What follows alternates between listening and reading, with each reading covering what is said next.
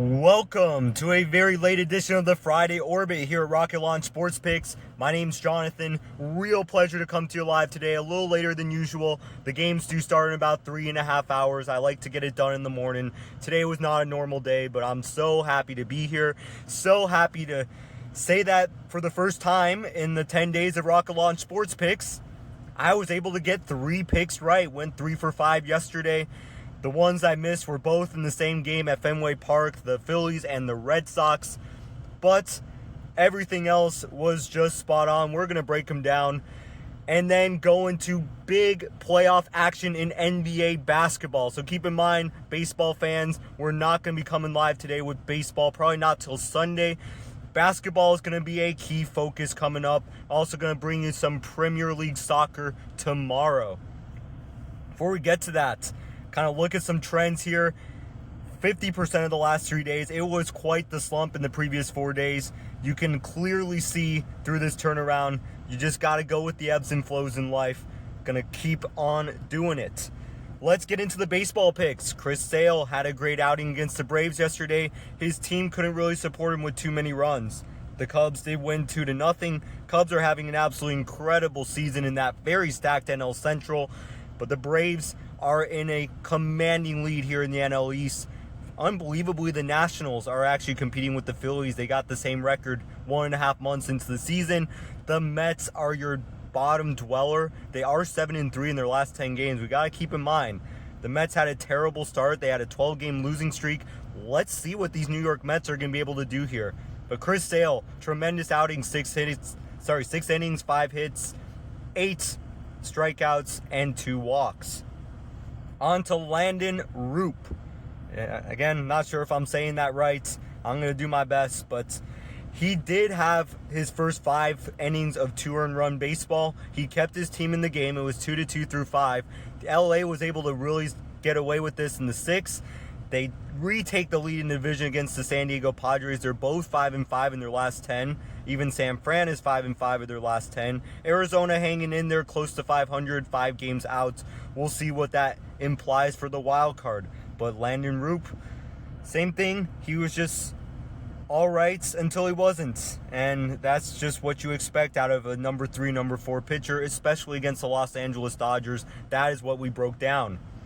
On to one of the best hitters in baseball in the first 1.5 months, and in general, Yordan Alvarez. Yordan Alvarez had a tremendous game. He went 3 for 3 with a home run, a double. He scored 2 runs for the Houston Astros. Unfortunately, he was really the only productive offensive player. I mean, they are just not getting anything from anyone else. They do have Pena coming back in Double-A. He's probably going to be back in the lineup soon. They really need Jeremy Pena. But I think it's clear by now in Houston, Jose Altuve is well over the hill. Isaac Paredes not performing great. Christian Walker's been all right. But this is just a clear reset in Houston.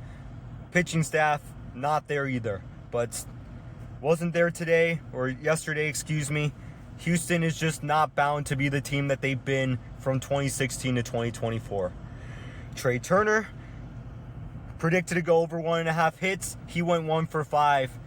4 of those at-bats were against Ranger Suarez. If you look at the scoreboard right there, it was a pitcher's duel. An unbelievable pitcher's duel that both teams were able to break through in the 8th. Philadelphia scoring 3 runs, and then Boston being able to get 1 back, but it just wasn't enough.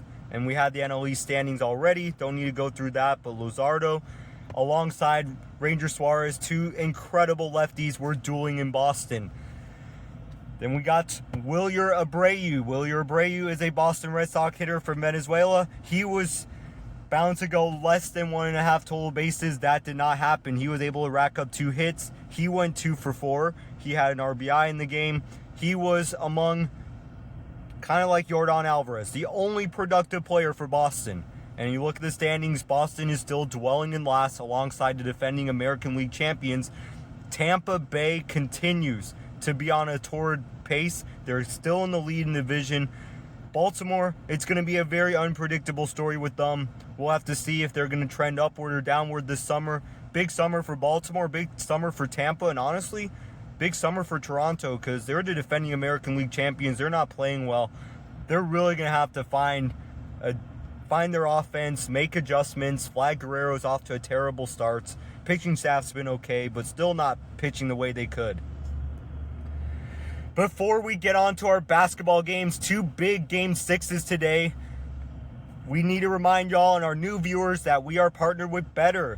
When you sign up with Betr using the code ROCKETUPSB, that link is going to be in the description. Our new users can earn up to 2 no-sweat tokens that can be worth up to $100 each. If those bets do not go through, you also do get a free pick that Betr provides by the day. Today's NBA picks, we got, again, both conference series that are going on, both of them that are very competitive.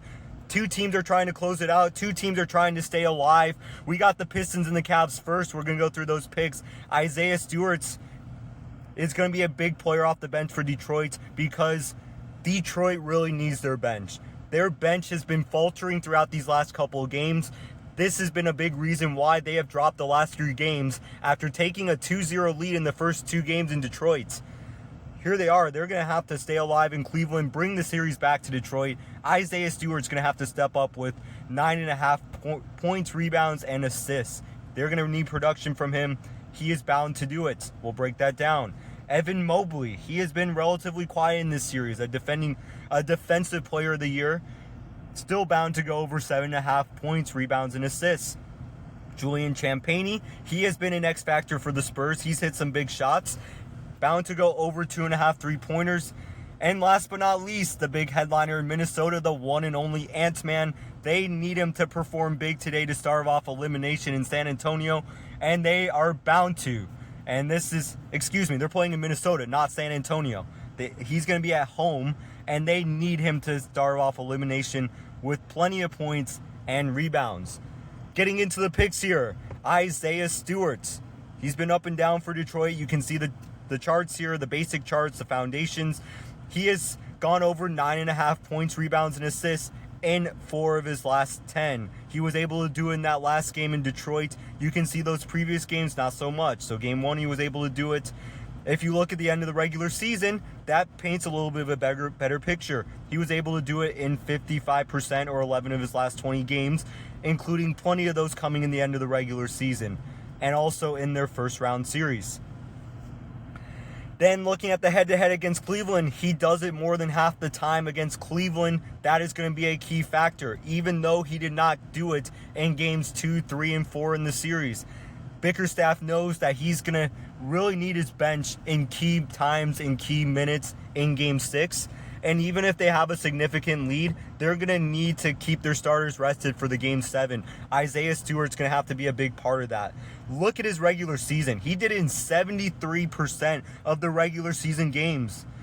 That is 51 among the 70 that he played, 73% clips. So you can see that the bigger picture, that big picture of the regular season, far more convincing than the recent trend. And you also look at his career averages. Just look at points and rebounds, not even having to count assists because, he's a big guy. He's got to get rebounds. Still well above 9.5, 8.8 points, 6.8 rebounds. And even in this postseason, he's right about there. I mean, he's obviously far less production here compared to usual. But again, that's the entire story. Isaiah Stewart in this elimination game is an experienced player that they're going to need to rely on. And JB Bickerstaff is going to put him in. Let's expect him to go over 9.5 points, rebounds, and assists. On to Evan Mobley on the Cleveland side, a defensive player of the year. Bound to go over in the first quarter, 7.5 points, rebounds, and assists. They're going to be at home, and Cleveland's going to need guys like Evan Mobley to set the tone, especially with the inconsistency that we're seeing from James Harden and Donovan Mitchell.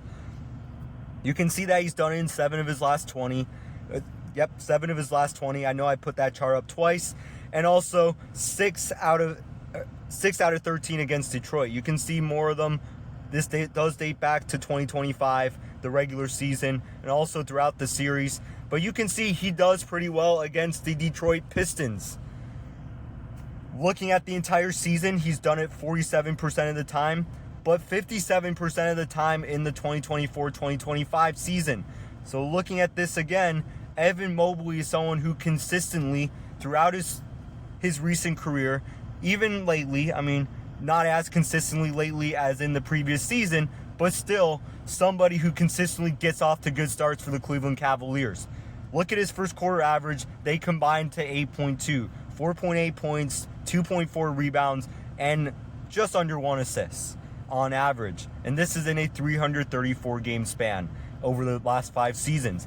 Evan Mobley is going to need to set the tone for Cleveland. He is bound to play at least 7 or 8 of those first quarter minutes, and Cleveland Cavaliers are going to get a boost from his production. Let's go to the Western Conference and Julian Champagnie. Champagnie has been one of those undervalued, underrated players as far as the media and sports talk is concerned, but he is a key player for San Antonio. He has been a tremendous three-point shooter in his career, bound to go over 2.5 three-pointers. You can see from the chart, yes, he's done it in 8 of his last 20, but you can see that he even very consistently will make 2 3-pointers a game, and sometimes he'll make 4, 5, and 6. Looking at the head-to-head against Minnesota, it's been 4 of the last 12 overall. You look at the series in the first 5 games, he has done it in 2 of those first 5 games.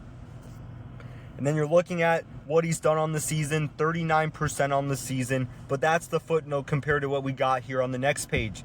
Throughout his career, and I left those numbers on purpose on that left-hand graphic of season by season, just to show you how consistent he has been. He is shooting 37.5% in his career. I did want to include the league average. I do love this page on NBA Reference. I encourage all you viewers and basketball fans to look at it. If you search like league field goal percentage, league 3-point average, it will take you to this page on basketballreference.com that shows you all the averages from all the seasons. You can see how the game has evolved over time too when you look at it.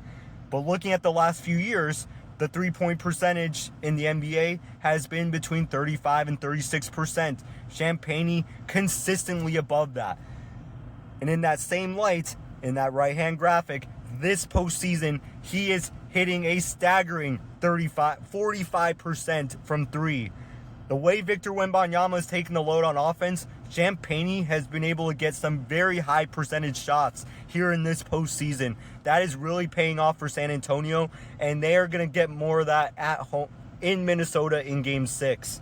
San Antonio, Julian Champagnie, bound to go over 2.5 3-pointers made.